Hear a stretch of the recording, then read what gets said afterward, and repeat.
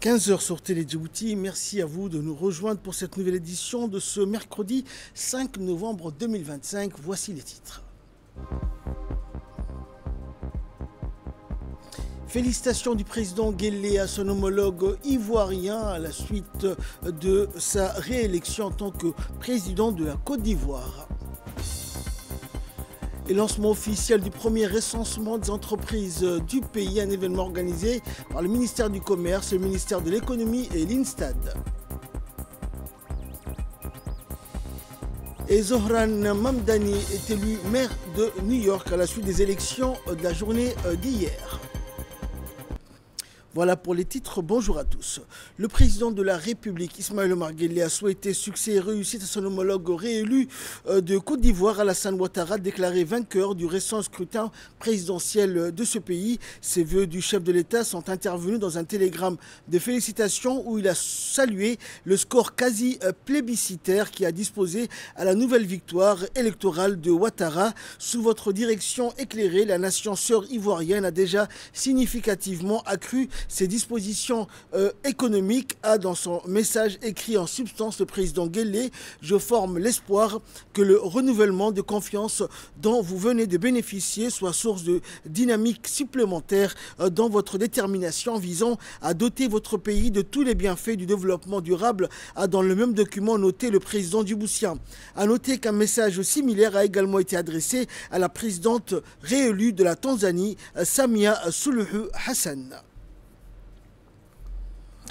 Dans l'actualité aussi, sous la conduite du ministère de l'Économie et des Finances chargé de l'Industrie, l'Institut de la Statistique de Djibouti vient de lancer une opération d'envergure nationale, le recensement général des entreprises de Djibouti, connu sous son acronyme REGED. En effet, ce chantier discret mais fondamental vise à mieux connaître le pays réel, celui des ateliers, des commerces, des start-up, des transporteurs, des pêcheurs, de toutes ces petites forces qui forment l'épine dorsale de l'économie djiboutienne. Ce recensement se veut avant tout un outil de vérité. Il s'agit de rassembler avec patience et précision des données sur l'ensemble des unités économiques du pays, car sans connaissance fine du terrain, aucune politique de développement ne peut être juste ni durable. À travers ce travail, l'INSTAD entend poser les fondations d'une planification économique plus lucide, capable d'anticiper les besoins des entreprises, d'éclairer les décideurs et de donner aux investisseurs une vision claire du potentiel national. L'enjeu dépasse la statistique. Le REGED touche à la souveraineté économique, savoir combien d'entreprises créent de la richesse, où elles se situent, ce qu'elles produisent, c'est redonner à la décision publique sa base concrète. C'est aussi reconnaître le rôle essentiel des entreprises et des entrepreneurs, souvent dans l'ombre mais au cœur du développement. L'opération sera accompagnée d'une campagne de sensibilisation nationale menée avec le concours des médias publics et privés. Et vraiment ça, je remercie énormément la vision du ministre qui a voulu vraiment transformer l'INSTAD. Ils sont derrière vous, ces jeunes. Suivant également l'intervention du président de la Chambre de commerce de Djibouti, Youssouf Moussa Dawalé. Le REGED, premier recensement général entièrement consacré à l'activité commerciale, toutes ses formes, est un outil essentiel pour la planification et le pilotage de notre développement économique. Ces résultats fourniront une base de données exhaustive et constamment actualisée, permettant d'avoir une vision claire de l'ensemble des acteurs économiques, qu'ils soient formels ou informels, publics ou privés, nationaux ou étrangers. Cet événement est une étape capitale dans notre ambition collective de mieux connaître, comprendre, accompagner notre tissu économique national. Il s'inscrit pleinement dans la vision 2035 de Djibouti, celle d'un pays prospère, inclusif et fondé sur la connaissance. Au-delà d'être une simple opération statistique, ce recensement est un levier stratégique pour mieux planifier notre avenir économique. Il nous permettra d'obtenir des données précises sur la structure, la dynamique, le besoin de notre secteur productif d'identifier les opportunités d'investissement, d'orienter plus efficacement nos politiques publiques en faveur des entrepreneurs. Suivant également l'intervention du ministre du Commerce et du Tourisme. C'est pour moi un réel plaisir de prendre part à cette cérémonie marquant le lancement du premier recensement général des entreprises en République de Djibouti. Les statistiques économiques fiables constituent le socle d'une gouvernance efficace. Elles permettent de mieux comprendre la réalité de notre économie, d'évaluer l'impact des politiques publiques et de guider les décisions stratégiques. Ces recensements, approuvés par le gouvernement en février 2025, représentent une étape déterminante dans notre effort collectif pour mieux connaître et accompagner nos entreprises, y compris celles du secteur informel, comme il a cité le président de la Chambre de commerce. Il nous aidera à identifier les besoins, faciliter leur formalisation et ainsi renforcer la compétitivité du secteur privé. Le commerce, fer de lance de notre développement, a connu une croissance remarquable avec plus de 20% d'augmentation de l'activité en 2024. Ce dynamisme justifie pleinement l'importance de disposer de données économiques précises pour soutenir et orienter cette progression. Mon département accorde une attention particulière à cette opération. L'ODEBIC, qui détient le registre du commerce et le registre des bénéficiaires effectifs, joue un rôle clé dans la fiabilisation des données en rapprochant ces informations avec celles de la Chambre de commerce et l'INSTAT. Nous poserons les bases d'une meilleure coordination institutionnelle et d'une plus grande transparence économique. Et de son côté, le ministre de l'économie et des finances, Ilyas Moussa Daoualé, a indiqué qu'à travers ce recensement, Djibouti affirmait une volonté, celle de bâtir son avenir sur des certitudes plutôt que sur des estimations. Écoutons le ministre. Dans l'histoire de Djibouti, c'est la première fois qu'un recensement général des entreprises est organisé. On a tous entendu le recensement général de la population et de l'habitat. Donc, bientôt 50 ans, c'est la première fois que nous organisons ce recensement général. Pourquoi ce recensement général? Tout simplement parce que le moment est venu pour Djibouti de passer à un autre niveau de son développement, de la connaissance du secteur privé et de son rôle à Djibouti. La richesse de nos entreprises, de connaître combien ces entreprises, elles emploient à Djibouti. C'est de connaître qu'est-ce que chaque secteur contribue dans notre économie. C'est de connaître quand il y a si des risques comme à l'époque du Covid reviennent, qu'on puisse intervenir rapidement, qui on doit aider et comment on doit aider. C'est également pour vous de savoir qu'est-ce que vous représentez pour Djibouti. Qu'est-ce que vous rapportez pour Djibouti? En quoi vous contribuez au développement de Djibouti, etc. Donc, il y a une institution qui s'occupe de cela. Elle s'appelle l'Institut national des statistiques. C'est la seule institution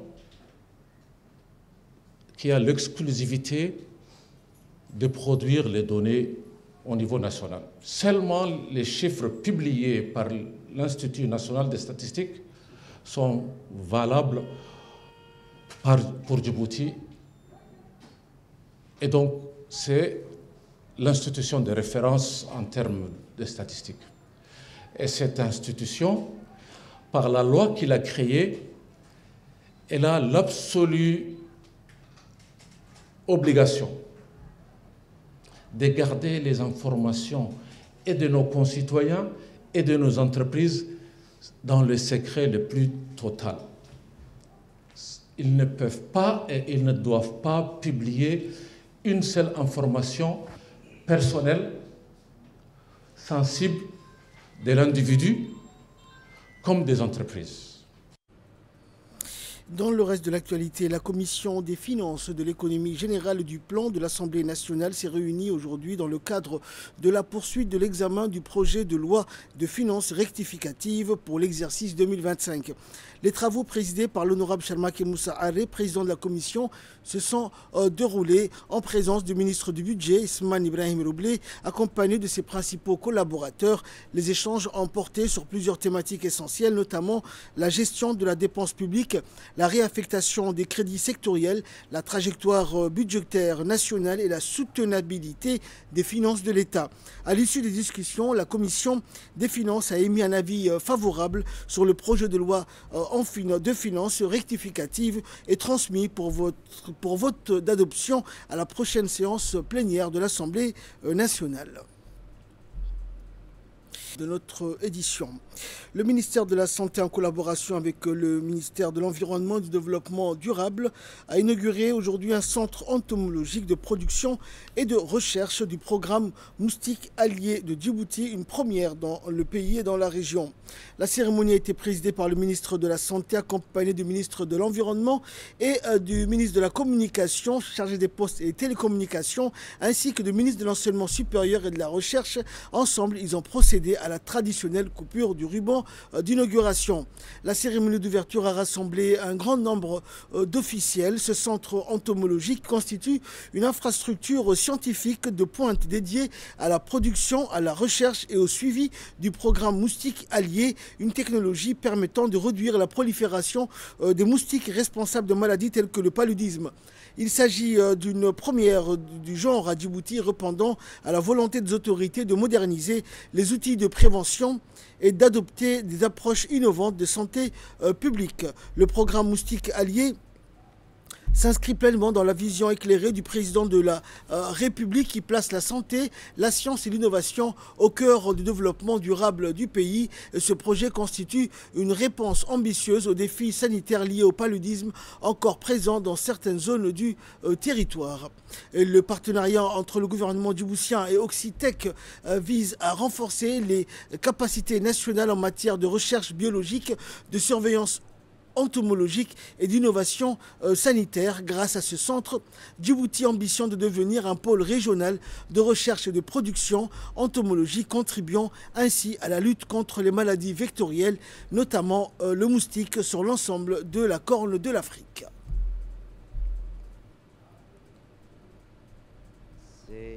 Permettez-moi tout d'abord de vous souhaiter la bienvenue tous ici à Damerjog.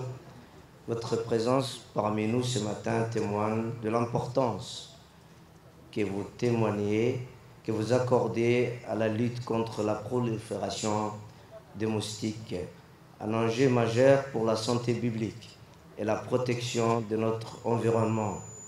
Nous sommes réunis aujourd'hui dans le cadre d'un programme de recherche de production de moustiques alliés, fruit d'un partenariat public-privé entre le gouvernement de la République de Djibouti et l'association mutualiste de la société Oxitec.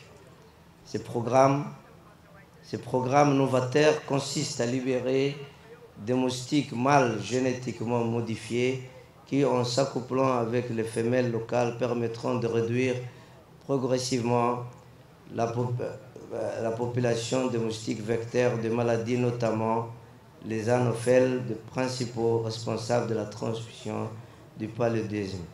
Ce projet représente un défi majeur, mais également une opportunité historique pour faire de Djibouti un modèle de lutte innovante contre les maladies vectorielles sur le continent africain. Et dans son mot prononcé à cette occasion, le ministre de l'Environnement et du Développement durable a souligné que cette réalisation revêtait une importance capitale dans le contexte actuel marqué par les effets du changement climatique. On écoute le ministre. Après le lancement réussi de la phase pilote de l'année dernière, nous voici réunis à nouveau, cette fois pour entrer dans le vif du sujet, à travers l'inauguration de ce centre d'excellence dédié à la recherche et à la production entomologique. Je tiens tout particulièrement à féliciter mon collègue, le ministre de la Santé, pour son leadership exemplaire et sa détermination à mener cette initiative à bien. Grâce à sa passion et à son dévouement, nous avons pu rassembler les ressources et les partenaires pour faire avancer ce projet d'une importance cruciale. Mesdames et messieurs, distingués invités, cet événement historique marque une étape déterminante dans notre action concertée visant à renforcer la santé publique et à préserver notre environnement. Deux piliers majeurs de la vision Djibouti 2035, impulsée et pilotée avec rigueur par son Excellence M. Ismaïl Omar Guelleh, président de la République. Cette réalisation revêt une dimension tout particulière dans le contexte actuel du changement climatique, dont les effets accentuent chaque jour les défis sanitaires et environnementaux auxquels notre pays doit faire face. L'augmentation des températures, l'intensification des précipitations et la multiplication des épisodes d'inondation créent des conditions favorables à la prolifération des moustiques, vecteurs de maladies, étendant leur aire de répartition et allongeant leur période d'activité. Notre pays, à l'instar de nombreuses nations de la région, fait face à la persistance préoccupante de maladies vectorielles, telles que le paludisme et la fièvre dengue.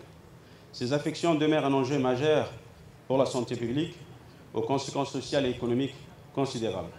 Face à cette réalité aggravée par les dégradations climatiques, il est impératif d'explorer des solutions innovantes, durables et respectueuses de l'environnement. Et de son côté, le ministre de la Santé, Dr Ahmed Roblé, a rappelé que ce centre représentait une avancée significative dans la lutte contre les maladies vectorielles, notamment le paludisme. Un immense plaisir et satisfaction que je prends la parole en cette journée mémorable, marquant le lancement officiel de ce programme de recherche et de production des moustiques alliés à Djibouti. Ce moment constitue une avancée significative dans notre combat collectif contre les maladies à transmission vectorielle et témoigne de notre détermination à bâtir une santé publique résiliente, durable et innovante. Ce programme s'inscrit pleinement dans la vision éclairée de son Excellence Al-Haj Ismaïl Omar Guelleh, président de la République, qui a toujours élevé la santé publique au rang de priorité nationale. Grâce à cette orientation stratégique, Djibouti réaffirme son engagement ferme en faveur de la prévention, de l'innovation et de la recherche scientifique au service du bien-être de sa population. La mise en œuvre de ce programme illustre de manière exemplaire la synergie entre le ministère de la Santé et le ministère de l'Environnement et du Développement durable. Elle incarne aussi une approche intégrée, concertée, traduisant donc avec clarté la volonté du gouvernement de Djibouti de promouvoir une santé durable fondée sur les principes de l'initiative One Health, qui relie étroitement les dimensions humaines, animales et environnementales.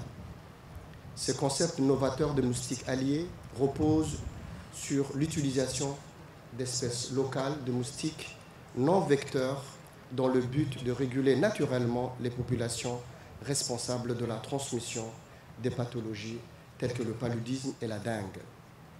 Cette approche respectueuse de l'écologie, de l'écosystème, constitue une alternative prometteuse à l'usage intensif des insecticides, contribuant ainsi à la préservation de la biodiversité et au renforcement de notre résilience face aux défis climatiques. Ce nouveau centre, implanté à Demerjoug, représente un jalon majeur dans notre stratégie de lutte antivectorielle.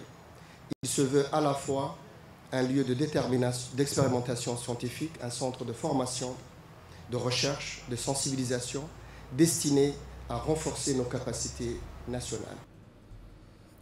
La salle de réunion du conseil régional d'Ali Sabi a accueilli cette semaine une cérémonie de remise de 1500 livres offerts par l'Alliance d'Iridawa, une initiative saluée par les autorités de la région et qui marque une nouvelle étape dans la coopération culturelle entre Ali Sabi et Diridawa. Les ouvrages ont été remis et confiés à l'association Aléas. La cérémonie s'est déroulée en présence du ministre du Commerce, Mohamed Ouarsama, et du président du conseil régional d'Ali Sabi, Sharmak Hassan, du député Abdo Sekiye, du président de l'Alliance d'Iridawa, Aden Allalé, ainsi que du président de l'association Aléas, Hussein Omar. Et dans son mot d'ouverture de cette rencontre, Aden Allalé, le président de l'association Aléas, a rappelé que ce don symbolisait l'amitié et la solidarité durable entre Diridawa et Ali Sabi. Il a souligné que la lecture restait un levier essentiel pour l'éducation et l'émancipation de la jeunesse. Et le président du conseil régional, Sharmak Hassan Lalé, a exprimé sa gratitude envers les donateurs et a réaffirmé l'engagement du conseil à soutenir les initiatives culturelles dans la région.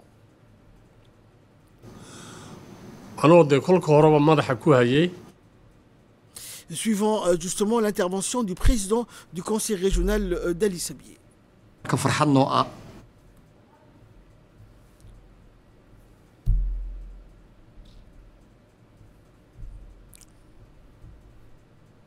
Et à présent, suivant l'intervention du ministre du Commerce, Mohamed Ouarsama. D'abord, la bienvenue à la délégation qui est venue d'Iridawa. À sa tête, Aden Allalé. C'est pour moi un grand honneur de participer à la réception de ce don des livres. Effectivement, à côté du président du conseil régional d'Ali Sabi, M. Sharmak, qui a œuvré pour que ces livres arrivent à Ali Sabi. Je tiens à exprimer mes sincères remerciements à l'Alliance française de Diridawa, qui a bien voulu nous donner ou nous offrir ces ouvrages qui permettra à la population d'Ali Sabi d'acquérir plus de savoir, plus de connaissances. Je voudrais également remercier tous ceux qui ont œuvré ou ceux qui ont rendu possible l'arrivée de ce lot de livres à Ali Sabi. Et dans le cadre du Forum panafricain de la jeunesse et de la Journée nationale et africaine de la jeunesse, le Haïla Grand Hôtel a accueilli discussion du panel de haut niveau réunissant des décideurs, des experts, des représentants d'organisations internationales ainsi que de nombreux jeunes leaders venus de divers horizons du continent africain. Ce panel de haut niveau a mis en lumière le rôle crucial des États africains dans la mise en œuvre des politiques publiques efficaces en faveur de la jeunesse, et les discussions ont porté sur le suivi des engagements pris par les États membres en matière d'emploi, d'éducation, d'innovation et d'entrepreneuriat des jeunes. Ce second panel a été un espace d'expression et de dialogue dynamique mettant en avant les initiatives concrètes portées par des jeunes leaders africains dans le domaine de la justice sociale, de la paix, de l'environnement et de l'innovation sociale. Cette deuxième journée de Forum panafricain de la jeunesse s'inscrit ainsi dans la continuité d'un engagement collectif, celui de faire de la jeunesse africaine le moteur du changement et de promouvoir les valeurs de créativité, d'unité et de solidarité qui fondent l'identité panafricaine. La ministre de la Jeunesse et de la Culture, Dr Hibo Moumine, a salué l'engagement des jeunes participants et leaders du continent déterminés à faire rayonner l'Afrique sur la scène mondiale.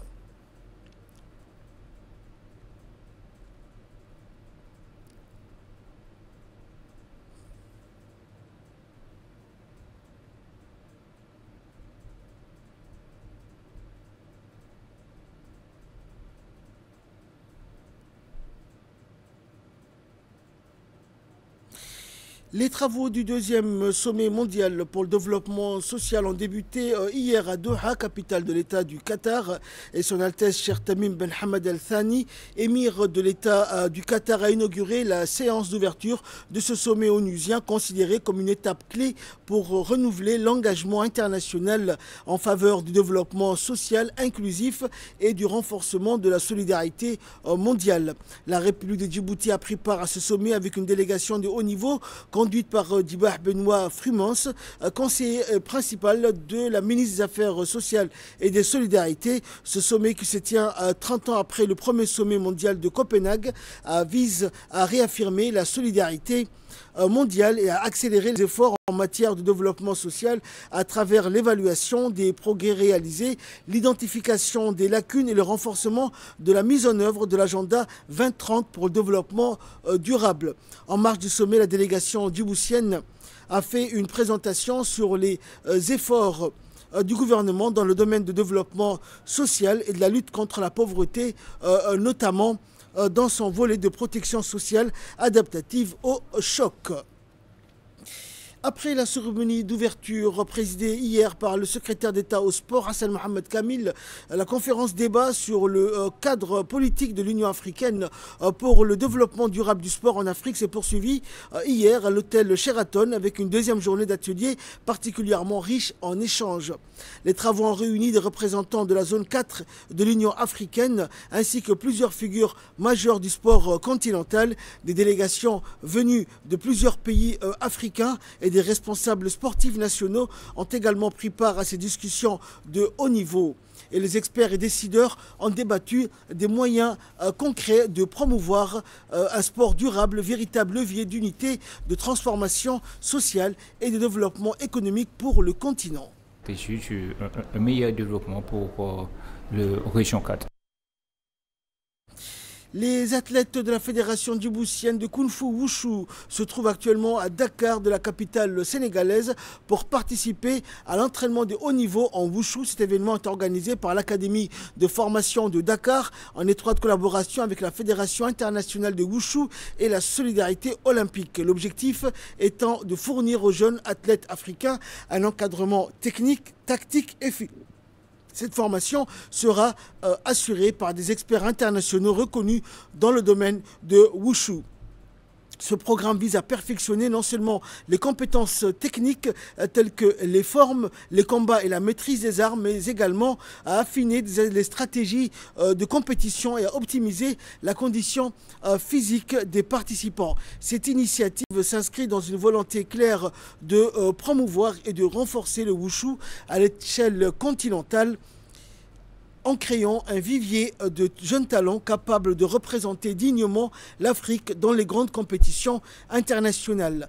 La préparation spécifique en vue d'être sélectionnée aux Jeux Olympiques de la jeunesse qui se dérouleront à Dakar en 2026. Et par ailleurs, ce qu'on vise à préparer les athlètes pour les compétitions régionales et internationales en leur offrant un cadre d'entraînement rigoureux et adapté aux exigences internationales.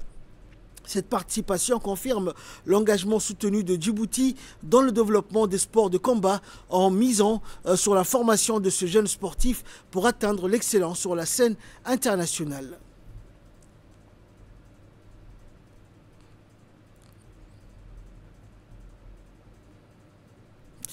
Une importante rencontre a eu lieu au conseil régional de Tadjoura du 2 au 4, notamment sous l'égide du préfet de la région, Mohamed Hamad Abbas, en présence également du président du conseil régional, Omar Hussein. Rencontre des femmes entrepreneurs passionnées, courageuses et pleines d'ambition, décidées donc à faire rayonner leur région. Mission, sensibiliser et inspirer en unissant les femmes entrepreneurs de Tadjoura autour des valeurs de solidarité, de leadership et d'autonomisation.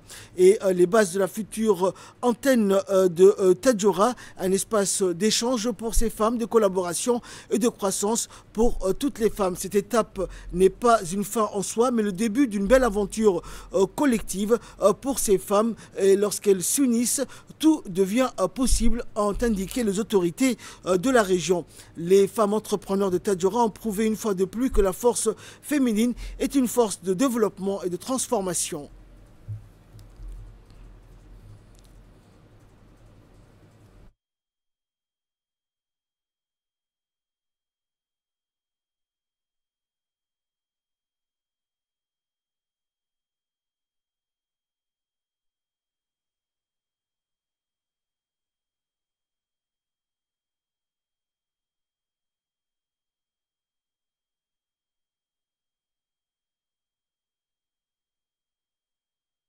faudra que les femmes des régions se voient à travers notre association une vitrine qui leur permet pas seulement de rester sur Djibouti-Ville et dans les régions, mais sur l'international. Donc l'internationalisation des entreprises djiboutiennes dirigées par des femmes.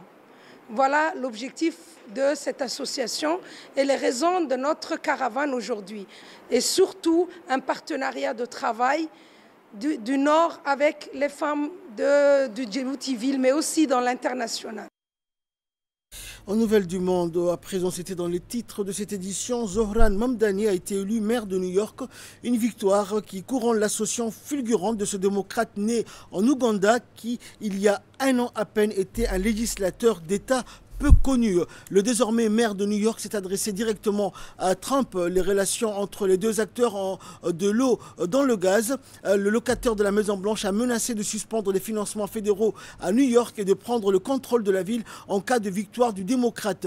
New York restera une ville d'immigrés, une ville construite par des immigrés, alimentée par des immigrés et à partir de ce soir dirigée par un immigré, a déclaré l'heureux élu. Zohran Mamdani, 34 ans, a battu l'ancien gouverneur Andrew Cuomo et le républicain Curtis Sliwa lors de l'élection de la journée d'hier. Chaque année, le programme des Nations Unies pour l'environnement publie son rapport, l'émission Gap Report sur l'écart des émissions, un bilan des engagements climatiques des pays du monde entier. Ce rapport, véritable piqûre de rappel avant chaque COP, démontre l'urgence d'accélérer les politiques de réduction des gaz à effet de serre. Selon le rapport 2025, les plans actuels des pays pour 2035 permettraient un réchauffement global compris entre 2,3 et 2,5 degrés Celsius d'ici la fin du siècle. Il y a 10 ans de cela, avant l'accord de Paris, le monde était sur la trajectoire d'un réchauffement de 4 degrés Celsius. Aujourd'hui, malgré certains progrès, l'écart entre les ambitions et la réalité reste préoccupant. C'est ainsi que prend fin cette édition. Merci à vous de nous avoir suivis. Excellent suite de programme.